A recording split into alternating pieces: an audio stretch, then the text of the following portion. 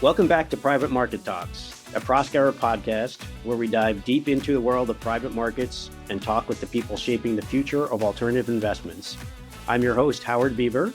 Today, our guest is Andrea Auerbach, a partner and global head of private investments at Cambridge Associates, one of the most respected advisory firms in the world of institutional investing. Andrea has spent more than 2 decades advising some of the world's largest endowments, foundations, family offices, and pension plans on how to navigate the private markets landscape. She's been a central voice in shaping how investors think about private equity, venture capital, growth equity, and more recently, the expanding world of private credit and secondaries. Andrea leads a roughly 50-person team responsible for sourcing, diligence, and underwriting across the full private investment spectrum. She heads Cambridge's discretionary private investment practice and was instrumental in starting Cambridge's co-investment and secondaries practices and chairs the relevant investment committees. Andrea is very active in the industry and is a longtime faculty member with the Institutional Limited Partner Association Institute, as well as a veteran on the speaking circuit. She's also a longtime friend and supporter. In our conversation today, we'll explore Andrea's perspective on where private markets are heading, from capital formation and liquidity dynamics to manager selection and the importance of data and AI. We will also discuss how the private markets have changed over the years and how the current market environment is reshaping long-term portfolio strategy. Whether you're an LP, a GP, an allocator, or simply someone interested in the forces driving private markets today, this is a conversation that promises insight, candor, and perspective from one of the industry's veterans. As with all our episodes, you can get a full transcript of the episode and other helpful information at privatemarkettalks.com. And if you enjoyed the episode, drop us a note. We'd love to hear from you. And now my conversation with Andrea Auerbach. Andrea, welcome to Private Market Talks. It's great to have you on the show. Howard, it's fantastic to be here, and I'm really looking forward to today's conversation. And that intro made me exhausted just listening to it. You've done a lot. Let's get started. You and I have been doing this for a long time. So what would be great for the audience is for us to really go back and think about what this industry looked like when we first started and working our way through all the different ways it's changed and how that impacts investors and how that impacts sponsors.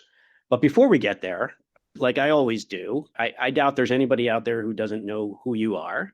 But just in case, a little background on yourself, your personal story, how you got in this business, how you got to Cambridge Associates would be great. It was a long time ago, and I joined Cambridge back in 2001. And what brought me to CA was interesting because prior to joining Cambridge, I actually was recruited out of college to join Prudential Insurance's leveraged buyout group. So this was back when private equity was actually called leveraged buyouts, right? And I really got a ringside seat to the industry because at the time, insurance companies were one of the single largest financiers of LBOs because it was still at the dawn, if you will, of the institutional private market evolution and development, right? And so my experience at Prudential was really formative, actually. Working on the private side of the markets, being part of the approach at the time and the team culture there was incredibly inclusive. And we all know, and everyone talks about the private markets being really an apprenticeship business, Prudential really took that very seriously. And so really had a chance to understand everything about the investment process for the private markets. And that really infected me with some enthusiasm for everything and changing over into the investment advisory area. So I went from being part of one buyout team to serving all buyout teams at Cambridge Associates. And that's really kept me here because of how constantly changing this environment is, both on the manager front and on the market front, which we'll be talking about a bit later in our conversation. So tell us, so again, there probably isn't too many listeners here who don't know what Cambridge Associates does, but just in case there are a few, tell us what Cambridge does. I mean, Cambridge has been foundational in this industry for decades, but maybe a brief background on different facets of the business. So Cambridge Associates was formed in 1973, and its origin story, companies get origin stories, not just heroes, right? And the origin story was the original founders of Cambridge were advising the Harvard Management Company on asset allocation and how to invest in support of its endowment. And from there, we started growing pretty strong endowment practice, which obviously persists to this day. We're very much known for that. But coming out of that, we also started advising families and other institutional pools of capital, from pensions all the way through to sovereign wealth funds. And so fast forward over 50 years at this point, we have a very substantial and deep global client base of all different kinds of investors. I often describe it as all creatures great and small. And we advise on all aspects actually of portfolio management, not just privates, but because of our primary client base of endowments and foundations, which have a heavy equity orientation, and their goal is to exist in perpetuity, right? So they have a very high tolerance for illiquidity, which has driven a lot of their asset allocation towards the private markets.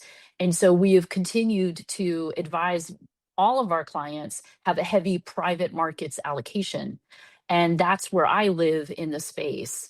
And so within the private markets, we started as an outgrowth of all the fund investment work we were doing. We created benchmarks for the private markets back in the 80s, and obviously have been continuing to gather and publish benchmark data, but also gather a lot of the data that we use internally to really help find insights that we can then invest behind on behalf of our clients. So we manage hundreds of billions of dollars and advise on hundreds of billions of dollars across almost 1,000 clients at this point, all over the world. And a lot of what we do is get up every day and go to work to try to find the best investment opportunities for our clients to help them meet their return goals. Thank you for that. And we're going to get into that. We're going to get into more of that in a minute. But one thing you said was that you mentioned the Cambridge benchmarks, which is one of the things you guys are known for. So you've seen performance data for thousands of funds. Anything particular you can conclude as generalities? Are there patterns that you can draw on, sort of good or bad, over the years from all this data that you guys collect? There are so many, as you would know, right? So many. I'll give you a couple, just a couple. We noticed that funds of different sizes have different dispersions of performance. As in, you may have heard that adage, size can be the enemy of performance. Well, in the private markets, we are actually calling size being the frenemy of performance, because the bigger they get, and the larger companies they acquire, the harder it is to generate that authentic, typical target private markets return. Fair enough. However, the bigger they are, the harder they are to fall down. And so there's a lot less loss the larger you go in the private markets compared to a fund one that may be investing in very small companies, most likely to be impacted by macroeconomic forces. So that's just one. Another would be sector-focused fund investing. Data and analysis shows us that in many sectors, knowing more about a space than, say, a multi-sector manager, most multi-sector managers, those sector-focused managers have and do outperform their generalist brethren. And so those are just two insights that we found from working and moving through the data. I won't even get into investing after recessions, and market volatility events are often also a better period to invest in for lots of reasons that we can unpack. I mean, they're just constant stream of insights, Howard, is what I would say. Yeah, that's interesting. I think there's many people, including me, who think that's the next wave in the credit world is sector-specific credit funds. And you actually see that because there are several tech-focused credit funds, right? As there are other flavors, if you will, that are out there, not just in specialty finance, which are very specific sub-strategies of private credit investing, but then, as you mentioned, from a sector perspective as well. Yeah, and not to spoil some of the stuff we'll get to later, I think in the secondary space, we're probably heading to some extent to that as well. So let's talk a little bit more about Cambridge. And I've got to ask you the AI question, because it wouldn't be a podcast today if I didn't ask you how Cambridge was using AI as it relates to sourcing and diligence and portfolio monitoring. I've got to believe there's a lot of good use cases.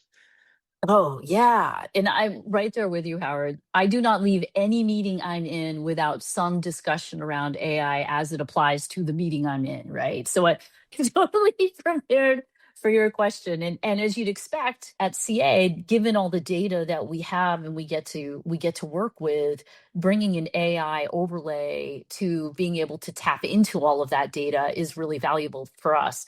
And our private instance is affectionately nicknamed CAI. You had to expect that. So we are absolutely using it internally in so many different ways, right? So we're using it as an overlay for working through material information, investment information that's shared with us.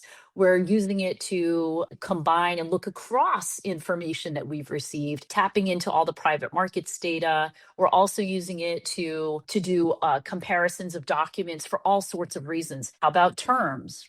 How about terms not just of a fund, but how about from a CV comparison perspective? So we're finding that AI and our CAI instance is really helping us accelerate our ability to tease out information and differences that we may want to hone in on as we're continuing with an investment process. So lots of different ways. And we're also using it internally to improve other systems that may be less visible to the clients we advise. So away from our investment process, but more in our operations, as you'd expect as well.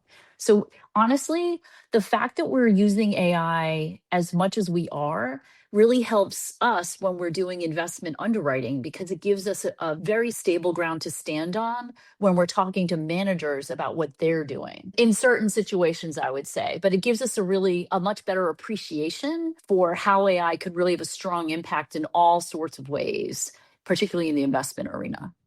I was going to ask you a little bit later, but I'll ask you now. I want to touch a little bit more on background before we get into what, the history and everything. But from the current market perspective, we were just talking about AI. And one of the things that, I wanted to ask you is what stands out when you're looking at managers?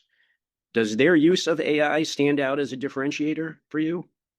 Oh, interesting question. So, as you're asking about managers using AI, how does it stand out? It kind of falls into a broader theme that we have. So, something we've been focused on for several years now, and it seems a little hokey, but it's firm of the future, right? What does that mean? You and I both know that the way returns were earned back in like the 90s was much more of I shouldn't say it quite like this, but apply leverage, pay down leverage, grow equity account. That was a very simplistic approach to buyouts back in the day. Fair enough.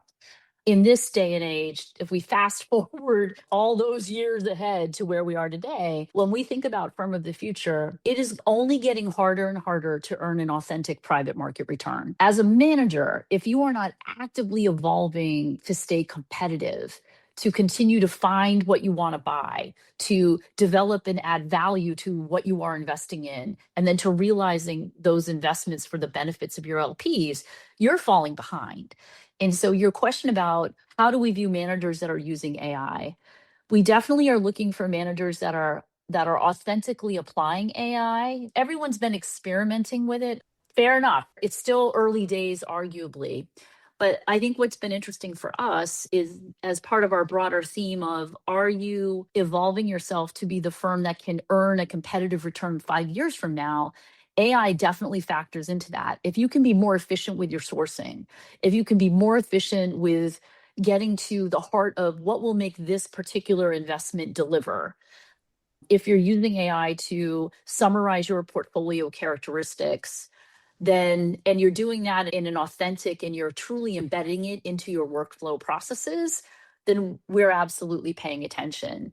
And I will say, Howard, like if we're meeting with a manager that says something like, well, we're not really worried about AI because we're over here in this space that won't necessarily be impacted, it's still a yellow flag, it's coming for everyone.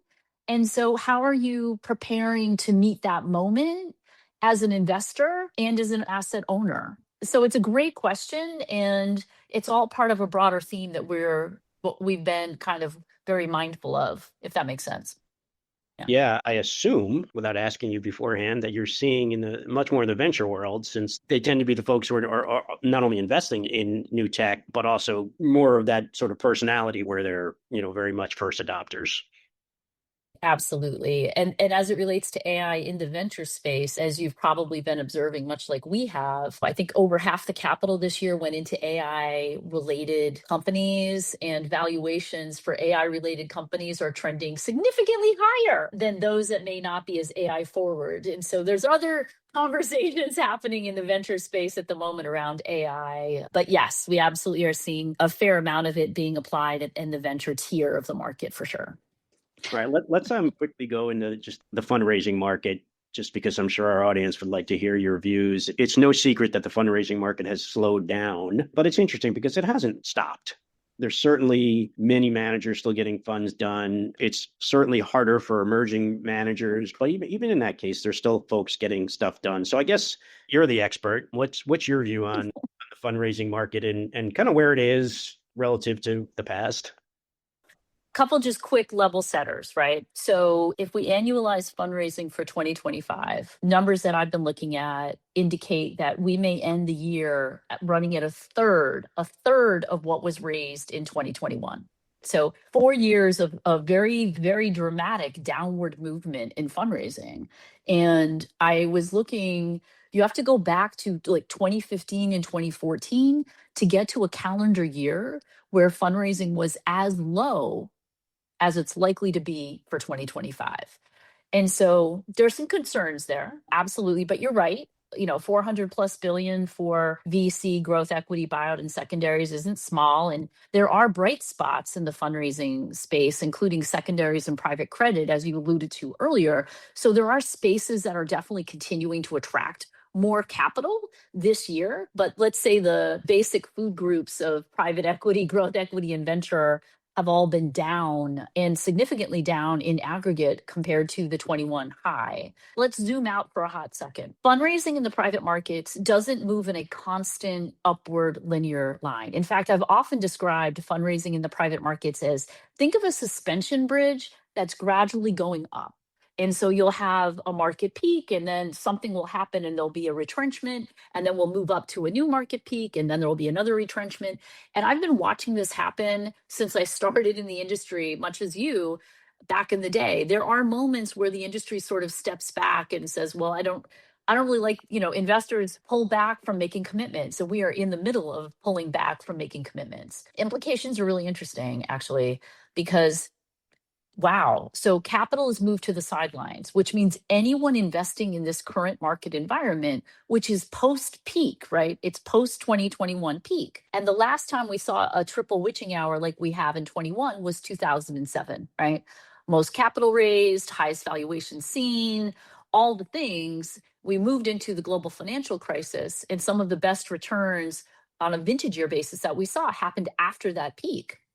So looking at where we are post 2021's peak, capital is on the sidelines. Anyone investing capital today is doing it very carefully. The valuation environment has shifted, maybe except for AI. And so managers are investing knowing all eyes are on what they're doing. There's no room for error in what you are doing as a GP today. And so it could be a very strong investment opportunity for those investors that have the capital. And something we talk about at Cambridge with our clients is you want to make sure that you have capital constantly being deployed into the market, right? And so look, dry powder, as you'd expect, if people aren't investing, and even with the fundraising market going down, dry powder is running at all-time highs for the private equity spaces. And so a lot of investors, that capital will go to work. But for those investors that can be more constantly investing into this market environment, both groups should benefit from investing in this market environment. But those that can continue to commit right now may have better access to managers. Their capital will, managers who are raising money in this environment, Howard, they will not forget the investors that showed up for them in these moments. There should be a benefit to that in terms of alignment, in terms of forward capital capacity, all the things. So fundraising's down. It's going to come back. It is I shouldn't say because it always comes back, but we've seen this trend before. And so we do expect capital fundraising will continue to climb. It's just hard to call how long it's going to take for it to reach a new peak, if you will. You can tell me, but I think it's probably true that most investors understand investing in a market like this is probably beneficial given the history, but I think there's liquidity issues. So it's easy to say it, right? And not so easy to do it all the time. Totally. And you're getting to the whole distribution drought that we've been in, right? So why we said, oh, fundraising is down for the fourth year in a row.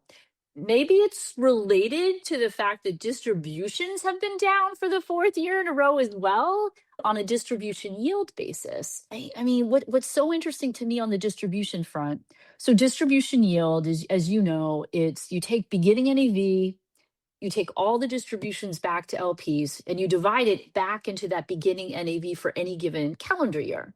And so distribution yields have been single digit for both private equity and venture capital for the last 4 years.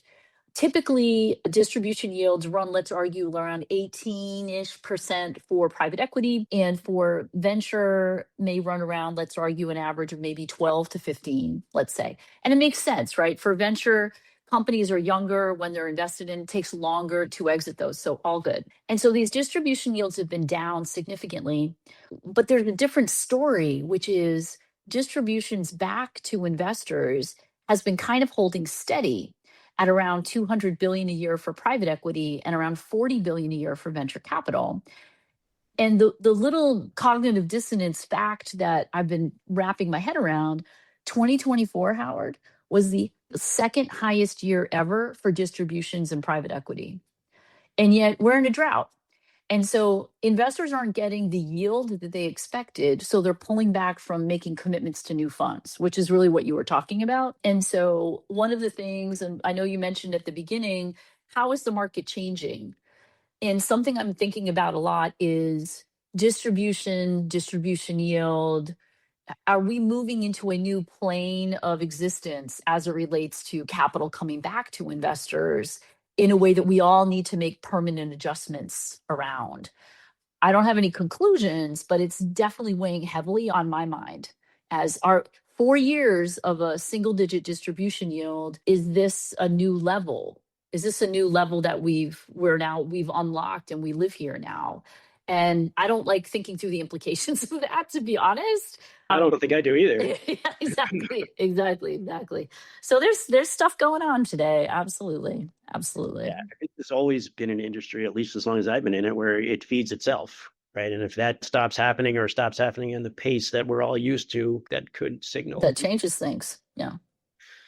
All right. Thank you for that. So let's get into what we've been hinting at from the beginning. We're going to go in our Wayback Machine and we're going to talk about what things used to be like, but really just to navigate and for folks to understand how more complicated and frankly, how more interesting this industry's gotten in the last 25 to 30 years and even before that. But I want to try to keep this structured, but I'm not really sure how because so much stuff has changed here. So maybe I'll just leave it that open-ended. And Okay. But listen, the things I want to talk about are, I want to talk about the secondary market. I want to talk about the GP-led secondary market. I want to talk about NAV facilities. I want to talk about GP stakes transactions, evergreen transactions, evergreen funds. All of that has major impacts and probably things I'm forgetting about. So I'll leave that there. You start where you want.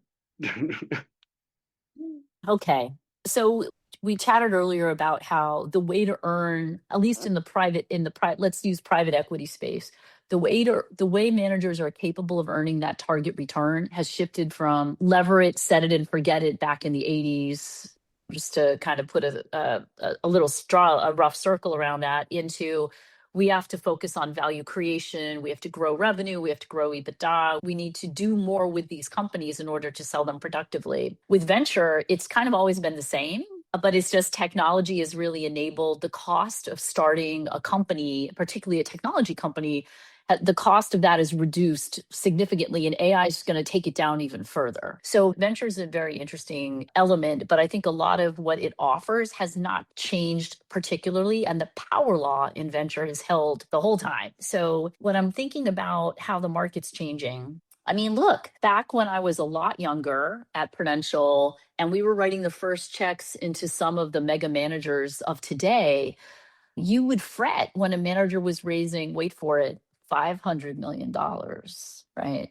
And now we're talking about managers going up through 25 billion, probably going to breach the 30 billion mark on a private equity perspective. Secondaries funds are already approaching that.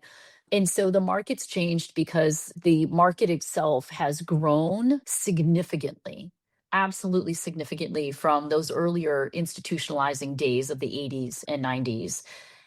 And so as that's happened, lots of other things have entered, right? I've often argued, Howard, that the minute the first LP made a commitment, not long after that, one of the first LPs was like, ooh, I might need to sell some of this to get some liquidity for something else I need it for. And so the secondaries were probably this, after the very first fund investment, it wasn't long after that, there was probably a sale of a fund investment in the form of a secondary.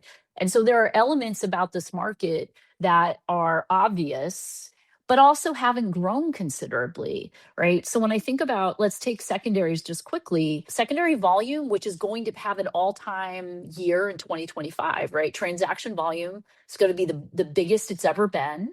A lot of that is fueled by the rise of the GP-led secondaries, right? But LP-leds continue to move right along. And an interesting note, and this gets to your comment about if LPs aren't getting liquidity, they're not necessarily going to fund commitments. And a lot of LPs are taking liquidity into their own hands by pursuing LP-led secondaries. And an interesting statistic I saw was that almost half of all LP sellers in secondaries are first-time sellers, right? So I think everyone is getting used to leveraging their own allocator alpha to generate the distributions that they need to fuel their own programs and portfolios. But secondaries as a whole, we're trying, you put a yardstick against secondary volume against the whole private market, it's less than 4% of the market. So it's so small. It's not infinitesimal. It's like infinitesimal, like just above that level. And so if you think about where secondary is going to go from a volume and activity perspective, it can only go in one direction, and that is up. And the implications for that are interesting because it's so small. It's so small as a percentage of the overall market. It's only going to increase. And what is that going to do for pricing, Howard, right? Those evergreen funds, a lot of them are actively turning to acquiring secondaries. So there's a new technical pricing element as evergreens enter the arena and start acquiring secondaries. So as secondaries grow in activity, which they have to, that's going to have really interesting implications. That's one element there. Yeah, so let's pause on that for a minute. Yeah. My last pod, I had Jan Rabard from Dawson Yeah. Park.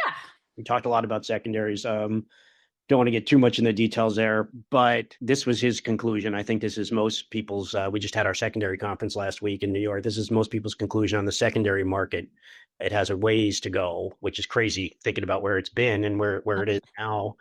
When I started doing this, there were secondary transactions, not like there is now, but there were trades in LP interest, but nobody talked about them because if you were selling an LP interest, it meant you at least the perception you had liquidity issues. And then it turned into, we've got a little bit of a market here and we're going to sell for portfolio pruning. And now it's turned into a huge market for lots of different things, but it's been an incredibly interesting path for the secondary space. And I agree with you that it's not likely to slow down anytime soon. I think we're going to start to see, as well, I was saying before, we're going to start to see secondary funds, secondary transactions that are sector specific. We're going to start to see LPs working things instead of just selling portfolios, doing things like CFOs where they gather fund interest together and sell tranches. And so I think we've got a really long way to go in that space. And I think it's actually just incredibly interesting.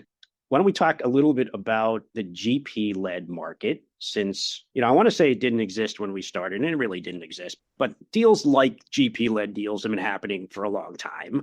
They're similar to sort of direct secondaries, a little bit different, but those have been happening for a long time. And even real, what I'll call GP-led deals like we see them today have been happening longer than this current trend. But they were smaller for sure, and they were more rare. But now, I don't know if it's been 7, 8, 9 years now that we've been seeing this huge wave of GP-led secondaries. It first started out, we called them restructurings, and LPs hated them. They felt like they never had enough information. They were probably getting the bad part, the short end of the stick on these deals. I'd love your views on putting your LP hat on. Yeah. Whether that's still true and whether as an LP, you still don't really like them. And I know LPs have different views on these, and there's been some studies, they're still pretty new to figure out where we're going. But anyway, I'll stop. Yeah. No, GP LEDs have really been growing significantly, obviously, in use, right? So they've become a very popular, I think they're going to have a really strong year, and they're a huge contributor to overall secondaries volume. And so, look, I've said this before. When you think about, you actually just sort of hinted at it, Howard. So back in the day, GP-led secondaries were known as fund restructurings. And why do you need a fund restructuring? Because maybe you have assets, maybe your fund has hit the end of its term, your investors are fatigued, and there's a desire to let's find a way to elegantly exit whatever's left in a way that enables LPs that want to get off the ride, and those that may be willing to recharge, reset, and keep going want to continue. And so I often think of, from the LP perspective, I've often thought of GP leds as a great, and continuation vehicles as a great rebranding of zombie funds. And by the way, all the invested capital that is out there, in 80% of the industry's NAV is either from 2021 or older calendar years, right? So 80% of the industry's NAV is old. It needs to be realized at some point. And a lot of the CV activity we're seeing in multi-asset CV or single asset CV is often coming from assets that are in that cohort, right? So it's a way to reset and enable LPs to get liquidity, albeit synthetic liquidity, let's argue, because the GPs aren't actually selling the asset, they're retaining the asset. So it is a way for LPs to get the liquidity that they're not getting through a actual sale of a company. And as we mentioned, with the distribution drought continuing, LPs who need liquidity, these GP-led secondaries are a way for them to get liquidity. And so I think LPs are making portfolio management decisions in the moment to get the liquidity they need to feed their programs in a way that they're not getting because there aren't full exits happening to the extent we're used to seeing, as we mentioned, right? So you have that. I don't think they're definitely not going away, because the industry did and does need to figure out, how do we sell these older assets, right? And I know, there's discussion around, let's say, single asset CVs are supposed to be the winners in a portfolio, right? Like, we're pulling out this single asset because it's doing well. We may not have the capital to continue to feed its growth. We're going to recharge the capital. We're going to bring in new investors. LPs will, if you'd like to continue, roll into this vehicle. And so we're definitely seeing single asset CVs be a very popular mechanism for GPs to continue to, let's say, ride their winners to a certain extent. And as you know, in the market every year, the number of the capital in multi-asset CVs versus single asset CVs, they kind of change places, who's number one in terms of what's the dominant transaction type for CVs. So they're typically running neck and neck, but they're not going to go away. And I think what's hard for investors is it becomes a portfolio management decision first. Let's start. For many of them, I don't want to broad brush here. For many of them, it's a portfolio management decision. Then it becomes an alignment decision, a terms decision, a forward return decision. And to your point, Howard, yeah, there's some studies out there that show the performance of a certain subset and cohort of CVs, but I don't think we're at a point where it's obvious what the typical expected performance would be, but we're moving in that direction, right? Yeah. We're at a place, I haven't looked recently, but I don't think it's changed, where about 80% of LPs choose to sell in these transactions. Yeah. Yeah. And I'll tell you, when distributions resume their typical long-term average trajectory, then I think you'll see LPs making decisions that may not be portfolio management first. It might be investment opportunity first.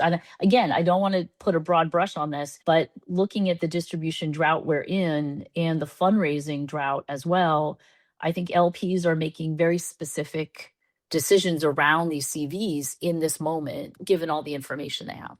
Yeah, that's what I was going to ask you. I think I agree with that too. I think we're likely to see that percentage, I would think, go down when other liquidity avenues are open. Agreed. Yeah. Agreed. Yeah. All right, let's take off your LP hat and now maybe it's your LP hat, but it's a different LP hat. Now, what about investing in GP-led funds? Yes. What's your view on that? Yes. And I'm just thinking, with Halloween around the corner, I was just naturally thinking of Dr. Jekyll and Mr. Hyde on this comment. So putting my other hat on, as a secondaries investor, we have a secondaries practice at Cambridge that I started and obviously continue to be involved with. From wearing a secondaries or an investor hat into CVs, not as an existing LP faced with a buy, sell, roll decision, From an investment perspective, look, a lot of these assets are high quality and they are trading at discounts. Information that we've been reviewing recently, almost 50% of single asset CVs do trade at some discount into a CV. They're trading in at a discount to their NAV at the record date. So, depending on what you think of that valuation, which is a very fair nuance, they're trading into these CVs. Almost half of them are trading in at a discount. And the vast majority of multi-asset CVs are typically, those assets are moving in at a discount to their most recent valuation mark. And so from an investor perspective, blank sheet of paper, these are assets that are going in at a discount. Obviously, you can do your underwriting on the manager who is creating and offering that CV, have a sense for look at the alignment as they're moving assets into a CV in terms of what they're rolling, what are the terms, what is the forward opportunity, and make an objective investment decision from that side of the transaction. And it is something that we have done as a secondaries practice. We have invested in single asset and multi-asset CVs. Yeah. Final question on GP-leds. I think you need to put another hat on for this one. But when you are evaluating managers, how much credit do they get for generating their own liquidity from a DPI perspective? Oh, right. Like, is it, yeah. If a tree falls in the woods, Howard, right? If a CV. Come on, everybody wants to know the answer to this question. wants to know the, now what I think about is, and putting my fund LP hat back on for a hot second, is we also track the statistic called lift at Cambridge. And lift is you sell something, walk back 6 months and see where it was marked 6 months prior to that exit of any kind. I'm doing my air quotes, exit, authentic, synthetic exit, no problem. And what is the percentage change in that valuation? And so we just finished talking about how half of single asset CV assets are trading in at a discount. And the majority, I think 75% of multi-asset CV assets are going into that CV at a discount. Well, lift, Howard, positive. It's always positive. And for certain managers, it's significantly positive. And so when I look at the lowercase d distribution coming from a continuation vehicle, as an investor, I'm still using that to make a decision on, well, what's your overall fund return?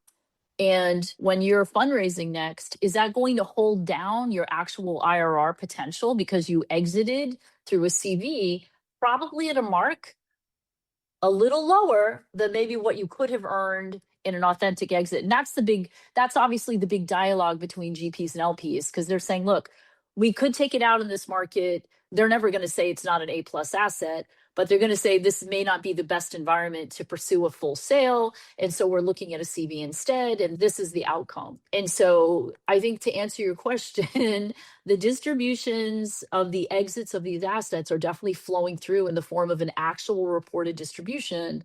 But I also think they're also holding back the full return potential. And LPs are looking at that as a determinant for making a new commitment decision. So there are implications to these actions, appreciating everyone's trying to solve for liquidity in this very moment we're in, right? So it's not an easy thing to unpack, is really what I would say. And my job, honestly, my job when you boil it down, is to be judgy. And I'm judgy about this. And I don't think I'm the only LP who is. Right. I don't think so either.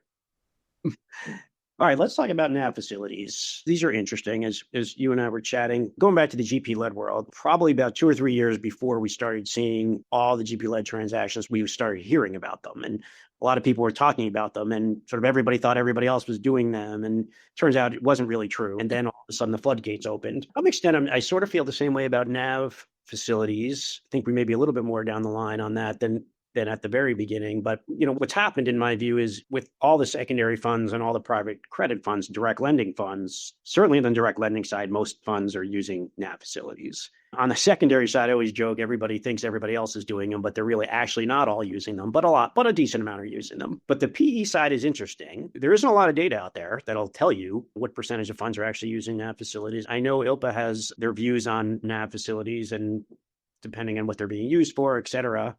So I guess I'll leave it there and open it up to you for your views on NAV facilities, particularly in the PE world. Yeah.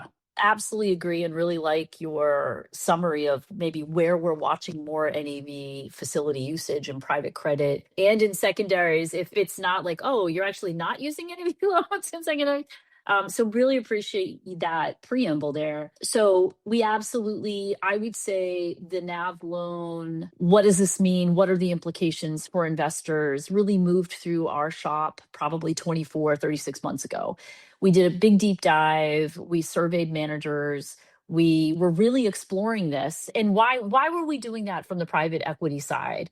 Because if you're taking a NAV loan, you're borrowing against your invested capital, your NAV of your fund. So you're cross collateralizing your portfolio companies with each other in order to raise funds and pay down. Now you raise funds through these loans.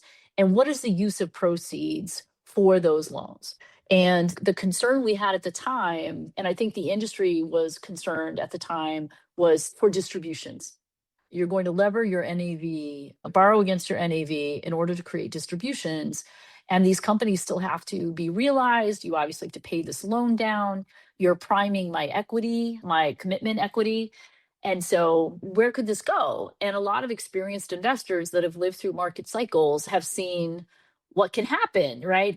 There's the worst case scenario that can play through any investor's head of, uh-oh, right? You've created a distribution, thank you. And oh no, this underlying company is now doubly over levered and now hit a challenge, an operating challenge. And now all the other companies have to be realized to feed this loan and then all the things, right? What we found in talking to GPs is that nope, they're not really using it. They're definitely not using it for distributions. The cases where I've seen some NAV loan usage is almost as a bridge financing, which is something that's very commonly called out in LPAs, which is it's expected to be used as short-term financing to maybe fund one investment, knowing there's maybe a liquidity or a realization event in the works. And so it's really thought of as bridge financing when you don't have enough commitment capacity or dry powder to really pursue that in a way.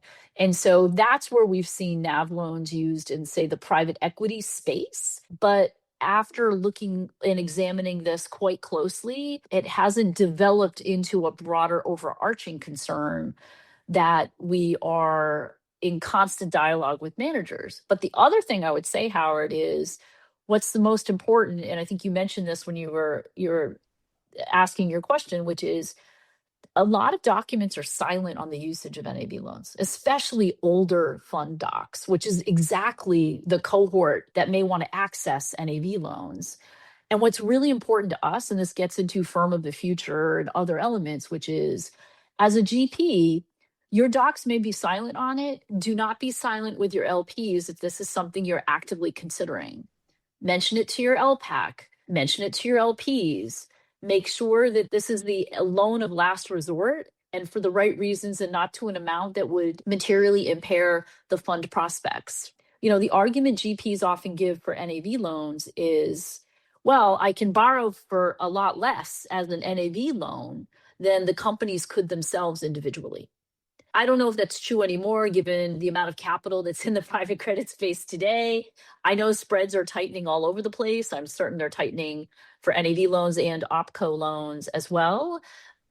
But I don't know if that risk of cross collateralizing your entire portfolio is worth what you expect to do with the source of the uses of proceeds. So yeah.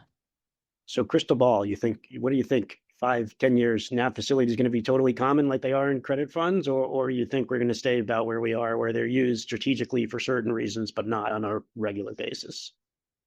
Always with the tough questions, Howard. Always with the tough questions. I would expect a couple of things. I would expect within the secondary space, I know as you mentioned, like they're not all using it to the extent you think they might be using it. I think we will start to see NAV loans rise in areas where there are a lot of assets. I actually know when you look at evergreen fund terms, Howard, you can see many of them do have the ability to use leverage. Those are probably by definition NAV loans, right? So I would think within a private equity context, in a classic fund structure, I think they'll continue to perhaps be used strategically with a lot of communication to their investors. And the one thing to all the LPs that may be listening in on this podcast, the thing that I look at is up to what percentage of NAV could a GP take a loan out, right? Because if that number rises from whatever the floor is, let's argue, what do you think it is today? 25, 30% of NAV? If it starts climbing, then you have to worry about what's the leverage in the underlying portfolio and then the leverage on top of that. Those are things that I'd be watching for as an LP, but I do think it should most likely continue to be used more strategically.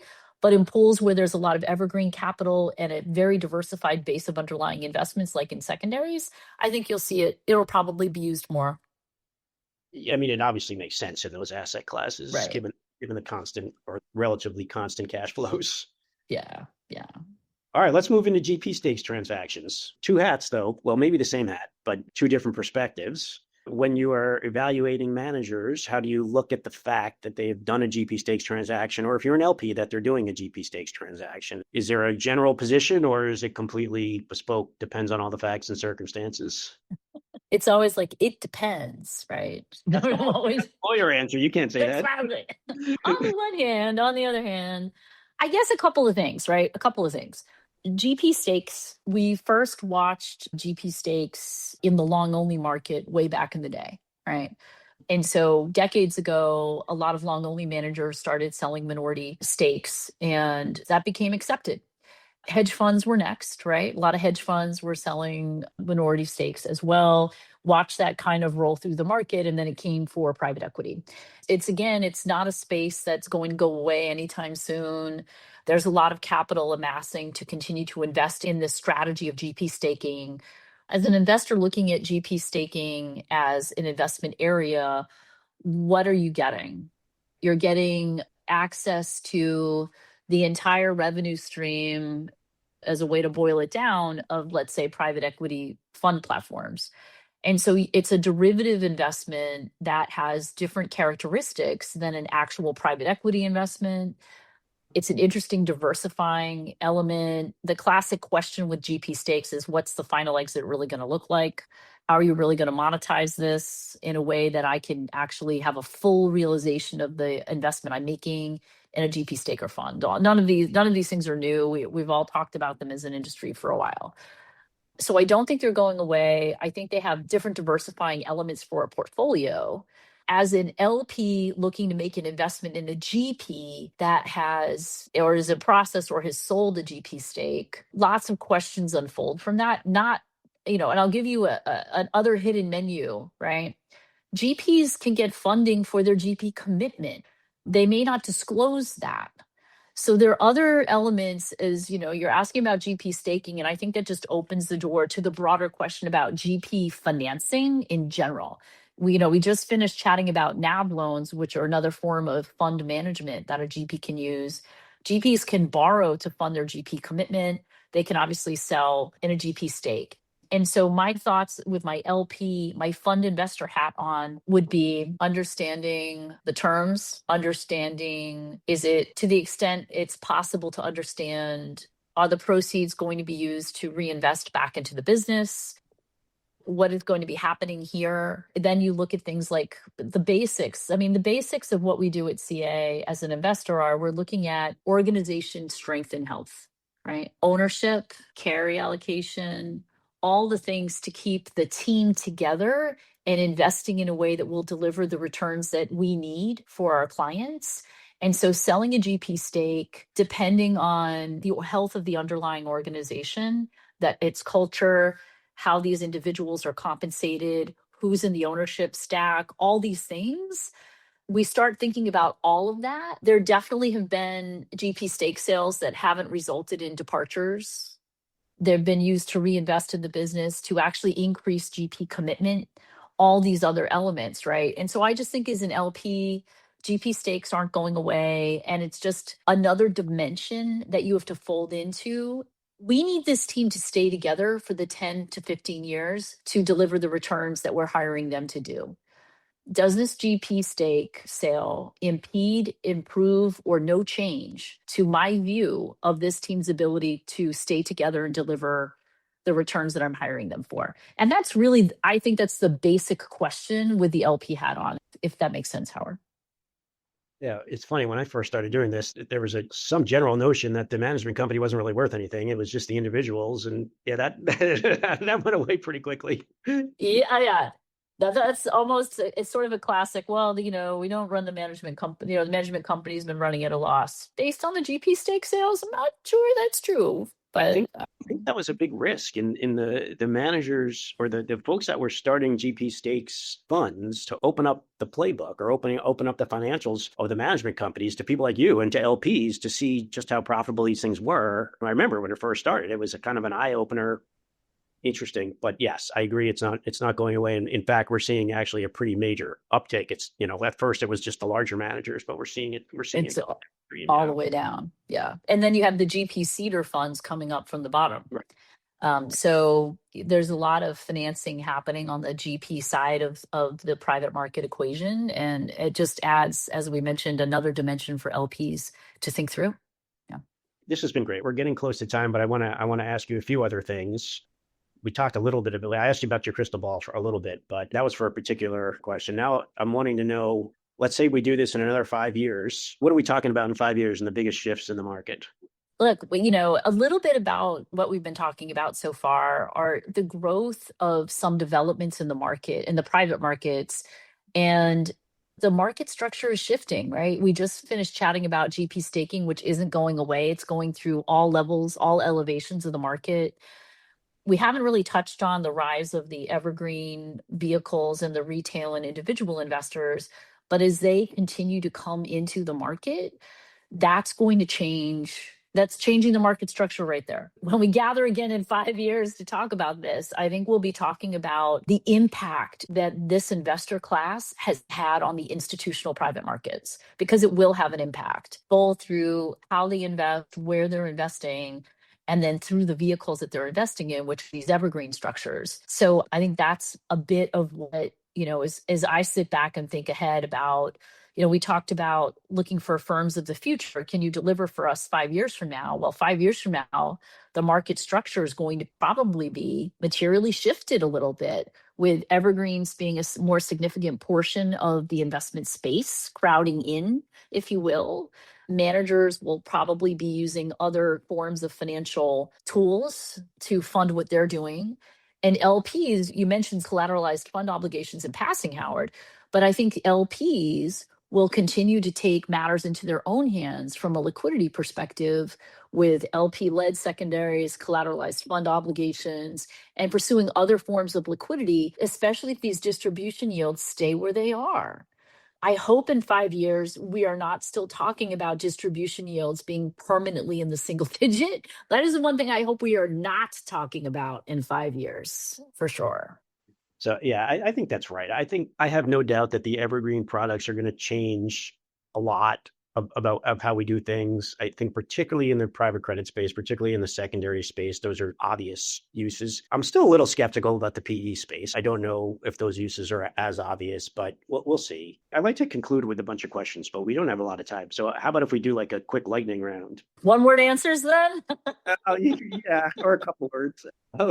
You teach a bunch of next generation LPs. What principles resonate most and how have they evolved over the years as these markets have matured?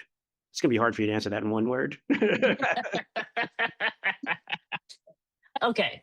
So I have really had such a great time being part of the ILPA faculty, and I teach this course called Portfolio Construction. And what I would say is, what I notice, it's a 2-day class, Howard.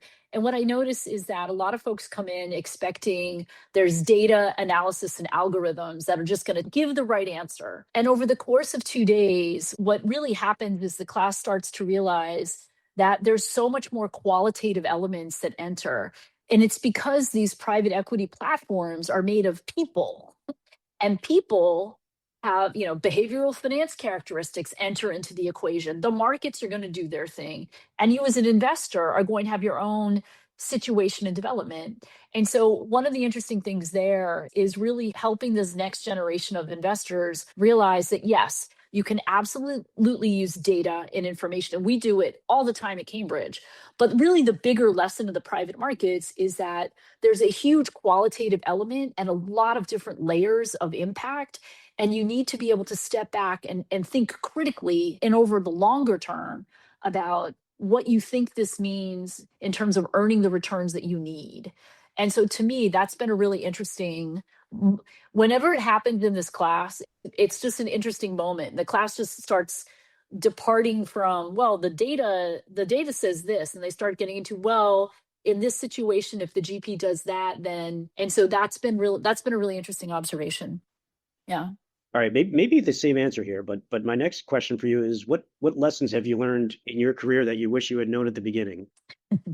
Yeah, at the beginning, I would say yes. And I think this is why I've been in the private markets, Howard, as long as I have been, because there's so many qualitative elements that can change the course of the returns of a manager. So many things can happen while a fund is in flight, and being able to think through the implications of that and also be a good partner to the GPs that we've backed and expecting the same from them. So I would say that. And I guess really the really quick punchline on anything is take more risks. Like, I think taking more risks in a career, I think, is better than not. And that would be another lesson. If I could go back to my earlier self and be like, hey, you probably should have taken more risks. Well, probably not many people among us, especially stuff we do, would argue with that. All right, one more. If you look back at your career, what accomplishments are you most proud of, and what feels unfinished? So one of the fun things that I've been working towards ever since my time at Prudential, and I mentioned the team that I was embedded with at Pru, very inclusive, very apprenticeship, a lot of come along to this meeting kind of element. And at Cambridge, I've always sought to recreate that environment. And I would tell you, one accomplishment I'm really proud of is that so many people that I've run across in my career, that I've had the privilege of working with at their very early stages in their careers, have gone on to make their entire career in the private markets. So it's sort of infecting team members who've moved on from CA that have continued to stay in our industry. To me, it's sort of like, wow. So they see what I see. They see a lot of incredible return potential, a very dynamic market environment, and a chance to build really lasting and productive relationships.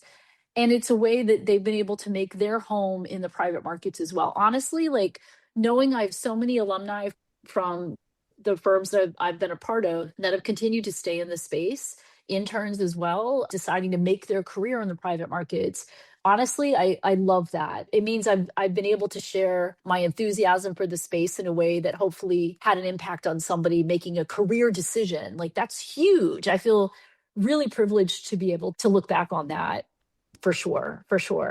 And in terms of unfinished, my crystal ball, it's murky and cloudy, Howard. Like, trying to harness all the data and experience to figure out the way forward, to divine the way forward in this moment. I don't have any clean answers in a lot of the questions you've asked me today. So I feel like our work here is not done. Like, in terms of, it's not obvious where this is all really going from an investor perspective. And I feel like I have more work to do in that area, right? So that's what gets me up and out the door in the morning. Yeah. Thank you that's a refreshing answer. Thank you. It's not obvious, and I'm glad you share my views. Listen, this has been a terrific conversation. Thank you so much for joining. This was all kinds of fun. Any final thoughts for our listeners? Howard, only that I have so much respect for you, and I've so enjoyed being an industry colleague of yours for so long, and the chance to have a very classic conversation with you here is just honestly an honor. And I just so appreciate being able to talk through these industry dynamics with you today. Thank you for saying that. And of course, I feel the same way. I also want to thank our listeners for listening to the episode. And again, if you've enjoyed the episode, drop us a note at privatemarkettalks.com and keep an eye out for our next episode coming your way next month. Thank you. And thank you again, Andrea. Thank you, Howard.